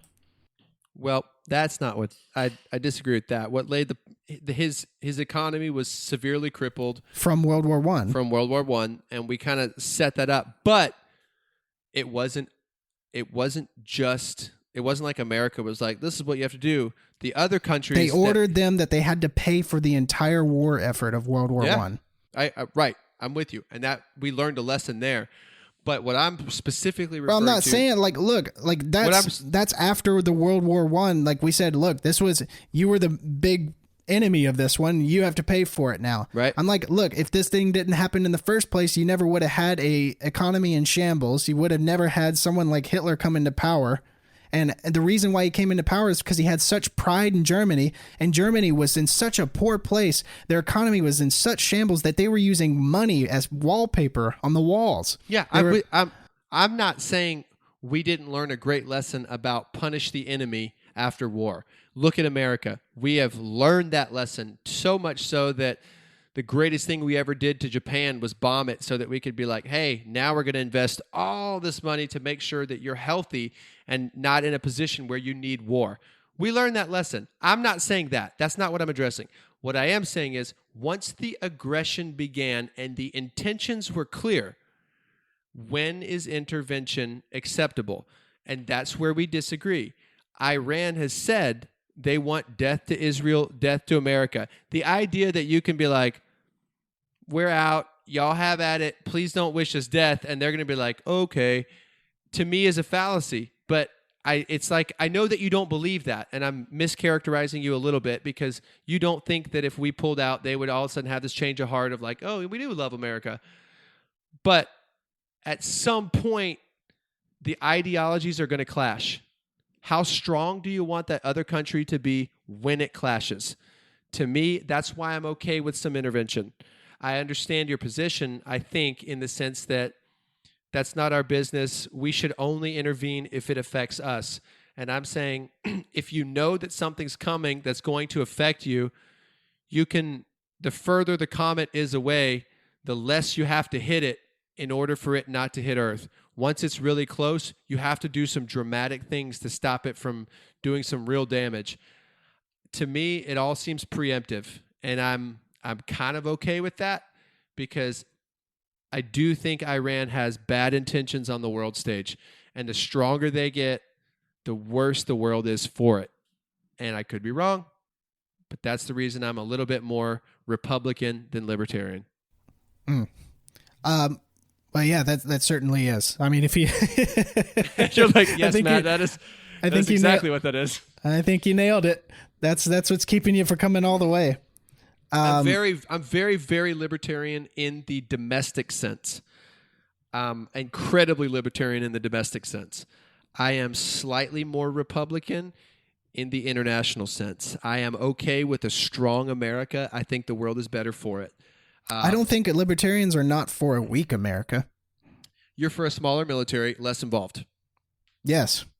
That to me would be weaker military, less involved. Well, if you're asking me to choose between lightening the load on the civilian public with a lighter military and being with that choice being paired up to the choice of being the world police, going after every bad man in the world and advocating for a severely larger government, then yes, I'm going to err on the side of yes, I think our military spending could go down and we could still be the safest country on the planet. I don't think that those things are mutually exclusive. I think that you can have a strong military internationally and more freedoms domestically. I don't think those things that are has mutually... not been true ever, like in the last 100 years. Well, it's apples as and the oranges. Government has grown, the military has grown, and as the military has grown along with the government, our freedoms have eroded. Okay, but those are not related. It's not like let's have a big military. No, I'm not saying they're directly. I mean, it is somewhat responsible, though. I mean, How? war Tie those together. War is the lifeblood of the state. That's what gives them legitimacy to be involved in the world. That's what gives them the legitimacy to have their willpower done on the planet, on the world, and thus have the willpower to be able to look, hey, drain the domestic population for our efforts to grow and grow and grow. Yeah, I to me that's a stretch to say that having a large military means our freedoms erode. I don't see how those tie together. I think that you can have a large military and lots of freedoms domestically. I'm okay with a large military that, peace by strength, and not to quote Reagan, but to say, I'm okay with a giant military that's big and ferocious and a lot of freedoms for our citizens. And to say, hey, a war with America would be the worst thing you could ever do. Don't do it. And in that way, we prevent a lot of stuff. I don't think that the world stays safer if we're like, no, you know what? We're going to have a small military and we're going to kind of do our own thing and y'all just don't bomb us, okay? All right. I just think that there are people that want to take over the world, and you're going to fight them when they're small or you're going to fight them when they're big. Yeah. Well, I mean, the United States has already done that, essentially. They've kind of taken over the world. But this is the thing, man. I don't know. I think we agree on some things, but obviously we disagree on a lot of different things. But I think we have the same goal in mind. I think, look, we want what's best for us here. We want what's best for those involved in, I don't want people to be involved over there. I think that puts them in danger for something that none of my freedoms are involved over there. So I don't know what the government is fighting to protect over there. But I think this was an interesting conversation. I don't know how long we've been going. We've been going a little bit here. Probably too long. Probably most of your listeners are like, these guys need to shut it down. You're probably true. I do want to clarify one thing, though. I think that you were more factually correct than I was about how much of our U.S. budget is spent on military versus social programs.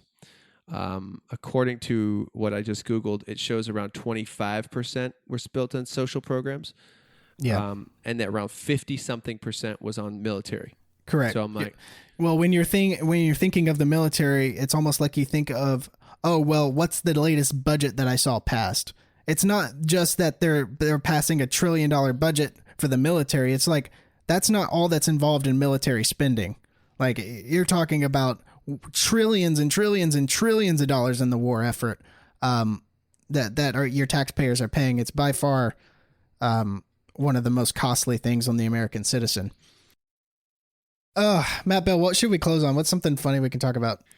oh, man, how much I think I know and probably don't. Because if the listeners have listened to this whole thing, they will be like, I thought they were friends. That's the beauty of Friends, is that these are the types of conversations you and I have off air, where we're like, what do you really think that? And it's like, this is the fraction, the fractioning in the conservative movement. Because both of us on domestic policy, we're pretty much spot on, right? It's just international interference. It's like, I don't love it. Do I think it's a necessary evil? Yes. I'm not going to defend its morality, but I think it's a necessary evil, and you think it's not necessary, and that's a thing. But at the end of the day, we all want the same thing, and as long as we'd be willing to sit down and you and I make 0 calls, but if we did and we were in charge of some stuff, I think we'd sit down and make the best decisions we could based on, the information we have. And at the end of the day, that's what people do. They have conversations where they're like, I don't think you're right, but you're very smart, you're very well read, and you believe what you believe, not because it's not a good position and not thought out. And so that was one of the reasons I was excited to have the conversation with you, because I told you, you're probably more thought out than I am, and you have a lot more. I'm sure I like either said something or said many things, or maybe didn't say anything when someone might be listening that might be a libertarian, be like, you idiot, why didn't you say this? Or like, you moron, why would you say that? Or like something like that. I'm not perfect, and I'm not believing that everything that I'm telling you is like the correct thing. I don't know. I think that the thing I appreciate about you, Matt, is that I can talk to you about these things, and we can explore different ideas, and I like to pick your brain a little bit, and I like to see where you're coming from, and I like to see how you're forming your ideas, because I think I'm kind of like, I feel like my brain is starved for stuff like that, because I'm not getting conversations out of hardly anyone these days, and it's almost like culture is like against something like that. It's just like, what do you mean you don't believe A? A is just like, you have to believe A. You can't believe B. Right. Like there must be something. It's a flaw, a character flaw, if you disagree with this principle that I hold dearly. Mm-hmm. And like, I know that you're fully convinced that we have no business being over there, and that we shouldn't be there. And I don't even disagree with that, but I disagree with the idea that maybe we have to be for the best case scenario. And the answer, the problem is we don't actually know at the end of it. We don't know who was right, because if we're over there preemptively, I can always say, well, it could have been bigger. And if we're not over there, it's like it's easy to argue because we don't know. And one of the things I love about you is that you are, man, you do a lot of reading, you know a lot of stuff. Like when you say something with conviction, it's because it's a well thought out position, and so it's a good time. It's always a pleasure. And if I never come back on your podcast, it's because you were rude to me. Well, you'll be getting another invite. Because you were very rude. You know? Oh, Matt, don't be like that. I would just like to apologize to all the listeners that had to listen to me rant. I was like, just don't rant. That's the only thing. That's the only rule I gave myself when we started the conversation. Like, Matt, just don't rant. And then all of a sudden I would come to like, oh, I ranted. Okay. Well, I think it's just healthy to talk about stuff like that, especially for me. I don't have many people I can talk to about it. Yeah. Let me stop you right there, Keaton. Yeah. Oh God. Well, Matt, thank you for coming on, my friend. We'll have to have you on another time soon. Maybe whenever whenever Donald Trump passes New Zealand style gun buybacks. Who knows? I don't even want to talk about that. That's when I'll stop. Like if that's the Republican position, I'll be like, well, not a Republican anymore. Well, maybe I can then convince you to. Is there a political standing where you're libertarian domestically and slightly Republican? Yeah, it's called a magatarian. Shut up. Whatever. Oh, I saw that today. Magatarian. That's funny. Dude, I enjoyed it. I enjoyed it very much, man. Thank you for having me on. It is a lot of fun. I'd like to thank all your listeners for putting up with me. Thank you, guys. You deserve better. No, I always get a lot of compliments when you're on. So thank you, everybody. I know we've gone far long enough. We've gone far longer than I thought we would. But this was just a fun topic to talk about. Anyway, thank you, everyone, for listening. We'll see you on the next episode of Freedom Strips. Later. Bye.